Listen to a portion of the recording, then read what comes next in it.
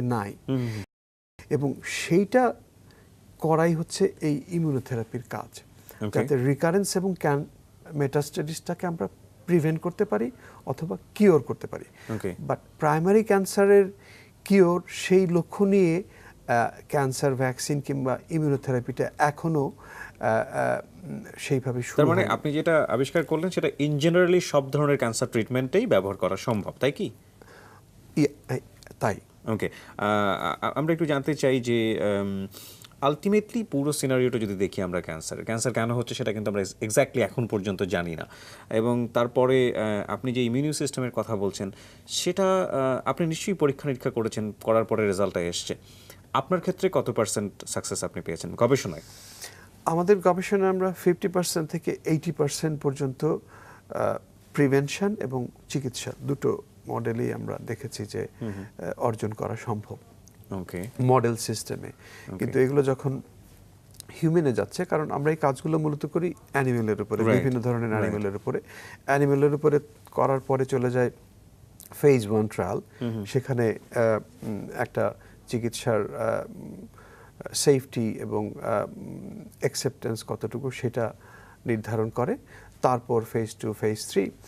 তো এবং সেখান থেকে সেই রিসার্চগুলো যখন শেষ হবে তখন বোঝা যাবে যে মানুষের হিউম্যান বডিতে কি এখন পর্যন্ত এটা ইমপ্লিমেন্ট হয়নি? ফেজ 1, ফেজ 2 পর্যায়গুলো চলছে। ওকে, এগুলো এখনো, তার মানে রেজাল্ট আসতে তো আপনার জীবন দশায় রেজাল্ট দেখা খুব, আমি জানি না, মানে বিকজ রেজাল্ট এসে যাবে। এগুলো কাজ করতে সময় লাগে, 10 থেকে 15 বছরের মধ্যেই এক একটা কাজ শেষ হয়ে যায়। এর মধ্যে থেকে কতগুলো মূলত গবেষণার ক্ষেত্রে 80-90% গবেষণা কিন্তু আসলে কোনো কাজ, মানে কার্যকরী কাজে আসে না। কিন্তু ওই 80-90% থেকে যে জ্ঞানটা আসে, ওই 10% সেই জ্ঞানটাকে ব্যবহার করে নতুন চিকিৎসাটাকে কাজে লাগাতে পারে। এবং যেই কারণে ক্যান্সারের ব্যয়, মানে এই গবেষণার ব্যয় অনেক বেশি, কারণ দীর্ঘদিন ধরে কাজগুলো করতে হয়। কাজগুলো করার ফলে সবগুলো ফলাফল আবার ব্যবহার করা যায় না, এবং পরবর্তীতে ক্লিনিক্যাল প্র্যাকটিসেও আসে না। এর মধ্যে হয়তো কতগুলো আসে, কতগুলো আসে না।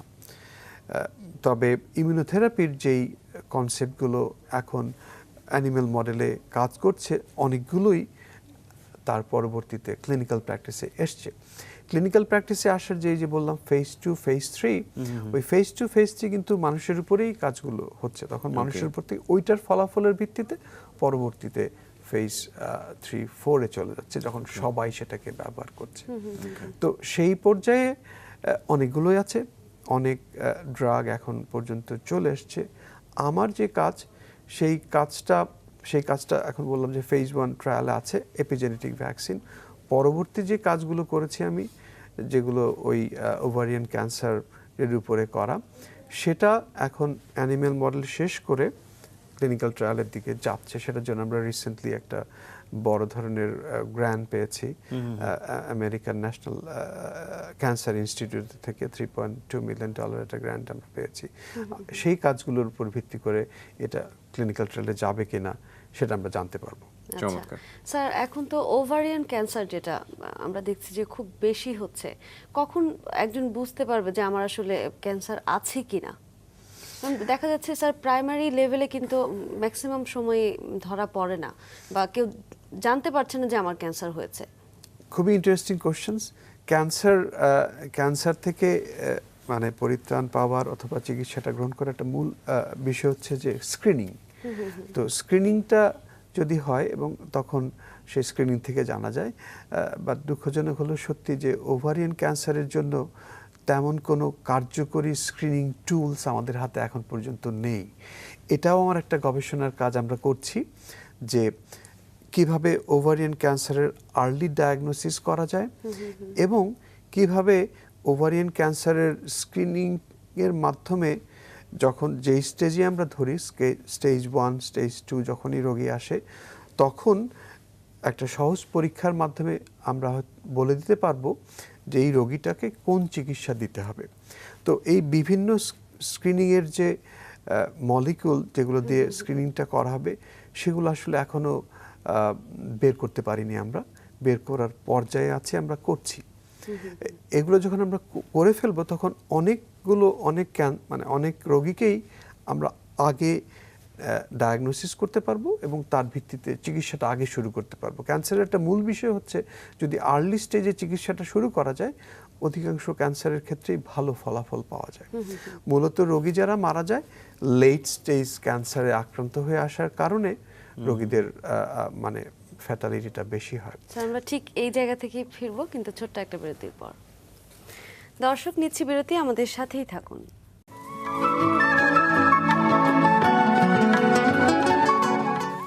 বিরতির পর রাঙা সকালের প্রথম ঘন্টার একেবারে শেষ ভাগে পৌঁছে গেছি আমরা। কিবরিয়া এবং জীবন আপনাদের সঙ্গে রয়েছি। আর আজকে প্রথম ঘন্টায় আমাদের সঙ্গে অতিথি হিসেবে আছেন ক্যান্সার গবেষক এবং শিক্ষক ডক্টর ANM নাজমুল হাসান খান। আমরা চলে যাচ্ছি তার কাছে আবার। স্যার, আমরা ক্যান্সার নিয়ে খুব সহজ ভাষায় কথা বলার চেষ্টা করছিলাম সবার বোধগম্য হবার জন্য। একটা সাধারণ প্রশ্ন করে ফেলি, যেহেতু চিকিৎসা বিজ্ঞানের ছাত্র আমি নই, বুঝি না, সাধারণ মানুষের মতো করেই মাঝে মাঝে ভাবনাটা চলে আসে। চিকিৎসা বিজ্ঞান এত দূর এগিয়ে গেছে, এত বড় বড় চিকিৎসা বিজ্ঞানী আমাদের সারা দুনিয়াতে আছে, বড় বড় ডাক্তার আছে, ক্যান্সারের কোনো প্রপার ট্রিটমেন্ট এখন পর্যন্ত কেন আমরা ইনোভেট করতে পারছি না? মূলত বিষয়টা হচ্ছে যে ক্যান্সার কেন হয়, এই ক্যান্সারের কারণ কি, কিভাবে হয়, এই কাজগুলো এখন পর্যন্ত আমরা ঠিকভাবে শেষ করতে পারিনি। আমরা এখন পর্যন্ত জানি যে জেনেটিক একটা কারণ আছে, এর বাইরে ভাইরাল একটা কারণ আছে, এছাড়া এনভায়রনমেন্টাল কারণ আছে, খাবার, ড্রাগ, টক্সিক এজেন্টস, রেডিয়েশন, এই কারণগুলো আছে। তো এছাড়াও আরও অনেক কারণে অথবা কী কারণে ক্যান্সার হয় সেটা আমরা এখনো জানতে পারিনি।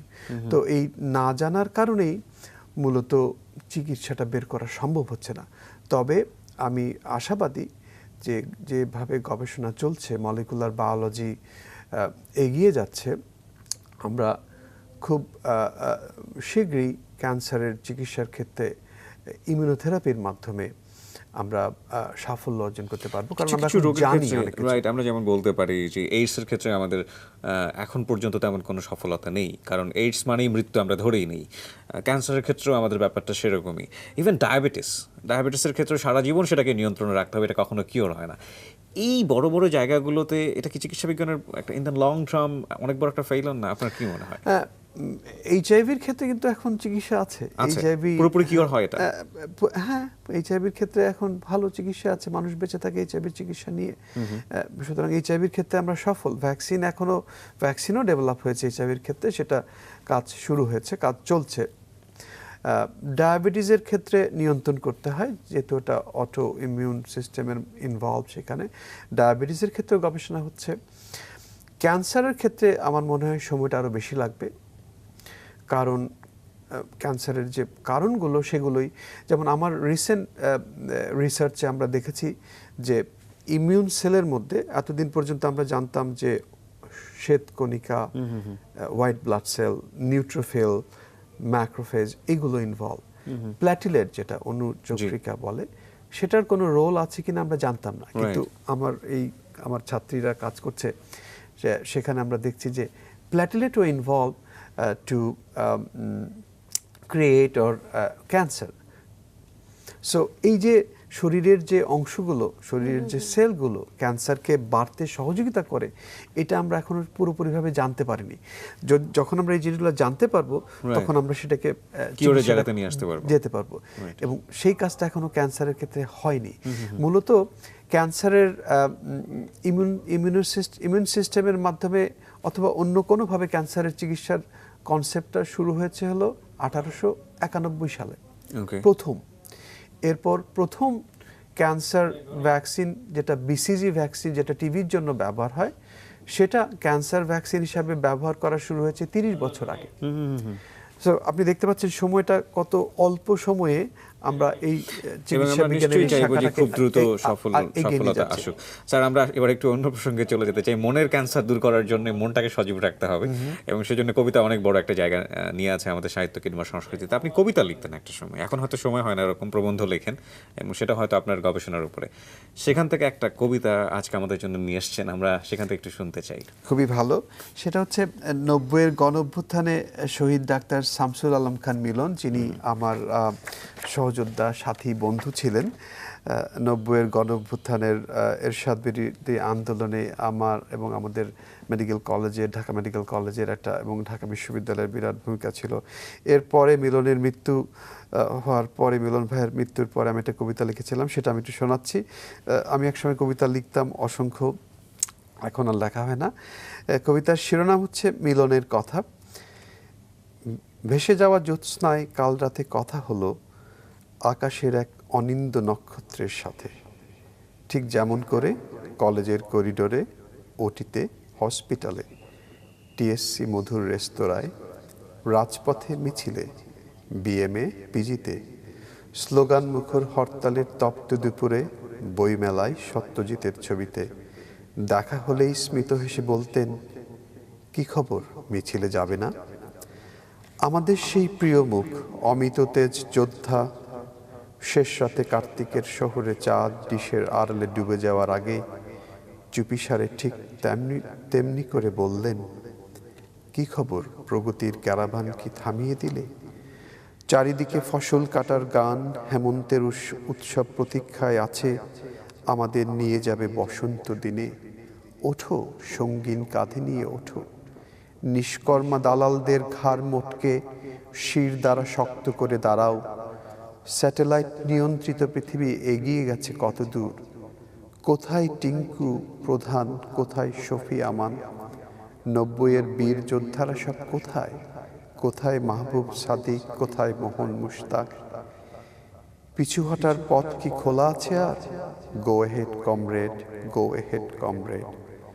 হিমেল কুয়াশা মোড়া হাই রাইজ ভবনের পেছনে মিলিয়ে যাবার আগে আমি আমার কমরেডকে অভিবাদন জানাতে পারিনি। আমি তার করতল স্পর্শ করে গর্বিত উচ্চারণে বলতে পারিনি, সামারা ভালো আছে, আমরা এগিয়ে যাব একদিন, আমরা এগিয়ে যাব একদিন। মিলনের প্রতিবাদী মুখ এবং মিলন ভাস্কর্য আছে ঢাকা ইউনিভার্সিটির ঠিক ওই রাজু ভাস্কর্যের পাশেই বলা যেতে সেটা পারে। করার পিছনেও আমার কিছু অবদান ছিল। সেই সময়ে আমি মিলন সংসদের একজন সংগঠক হিসাবে বিএমএ এবং মিলন সংসদ মিলে সেই ভাস্কর্যটা তৈরি করার পিছনে আমার একটা অবদান ছিল, করেছিলাম তখন। ইতিহাস কথা কয়। যাই হোক, আমরা হয়তো একটু অন্যদিকে চলে গেলাম, নস্টালজিক হয়ে গেলাম কিছুটা। এই মানুষজনরাই আসলে আমাদের সমাজটাকে এগিয়ে নিয়েছেন। কেউ হয়তো পুরো জীবনটা দিয়ে গেছেন, কেউ হয়তো গবেষণার পেছনে দিচ্ছেন, এবং আমরা হয়তো বা সেটার সুফল পাবো না, কিন্তু আমাদের পরের জেনারেশন হয়তো বা পাবে। চমৎকার স্যার। আপনি যখন অবসর পান সেই সময়টাতে কি করেন একটু শুনি। অবসরে আমি বিভিন্ন কাজ করি। আমি গার্ডেনিং করি, আমার বাসায় গার্ডেনিং করি, আমি খেলাধুলা করি, আমি টেনিস খেলি, আমি পুল খেলি, এছাড়া আমি সাইক্লিং করি মাঝে মাঝে সময় পেলে। আর যেটা করি, স্কি খেলতে। আমি থাকি বাফালোতে, নিউ ইয়র্কে, সেখানে ঠান্ডার দেশ, সুতরাং বরফের মধ্যে আমরা চলে যাই একদিন দুই দিন। স্কি এবং এই ধরনের বরফের যে খেলাগুলো, সেগুলো আমাদের এখানে 6 মাস বরফ থাকে, তো ঠান্ডা থাকে, সুতরাং বরফের অনেক খেলাধুলা করতে হয় এবং আমি প্রায় ওখানে অনেক দিন থাকি, সেই জন্য বরফের খেলাধুলাগুলো এখন ভালোই লাগে, খারাপ লাগে না।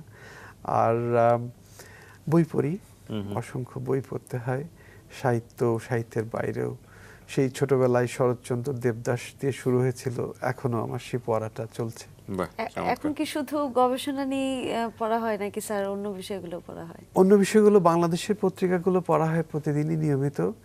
এর বাইরে আমাদের এখানকার সাহিত্যিক যারা লেখেন তাদের লেখা পড়ি, সময় পেলে বই পড়ি, গানও শুনি। আমাদের সময়ের দিনের একটা দীর্ঘ সময় কাটে গাড়িতে, সুতরাং গাড়িতে গান শোনা হয়। ফাইন। চমৎকার একটা সময় পার হয়ে গেল। আমরা প্রথমেই বলে নিয়েছিলাম যে ঘন্টাখানেক সময়টা দেবো, সেই সময়টা শেষ হয়ে গেল। আপনার গবেষণার জন্য, আপনার ব্যক্তি জীবন, সব কিছু মিলিয়ে অনেক সফলতার শুভকামনা করে আমরা শেষ করতে চাই। আপনি সময় দিয়েছেন, সেজন্য আপনাকে আন্তরিকভাবে ধন্যবাদ। আমিও আপনাদের দুজনকে এবং মাছরাঙা টেলিভিশন কর্তৃপক্ষকে আমার পক্ষ থেকে এবং আমার প্রতিষ্ঠানের পক্ষ থেকে, রজলপার ক্যান্সার ইনস্টিটিউটের পক্ষ থেকে ধন্যবাদ জানাচ্ছি। আমি বাংলাদেশের মাছরাঙা টেলিভিশনের দর্শকদের আমার চিকিৎসা এবং গবেষণা প্রতিষ্ঠান এবং আমার পক্ষ থেকে আন্তরিক শুভেচ্ছা এবং অভিনন্দন জানাচ্ছি এবং আপনাদের সবার শুভকামনা করছি। ধন্যবাদ। দর্শক, আমরা প্রথম ঘন্টা শেষ করলাম, দ্বিতীয় ঘন্টায় আমরা একটু বড়ই ফিরছি। তার আগে মাছরাঙা সংবাদ এবং তারপর ছোট্ট একটা বিজ্ঞাপন বিরতি। আমরা এই মুহূর্তে চলে যাচ্ছি নিউজ স্টুডিওতে, সেখানে অপেক্ষা করছে জিনাত।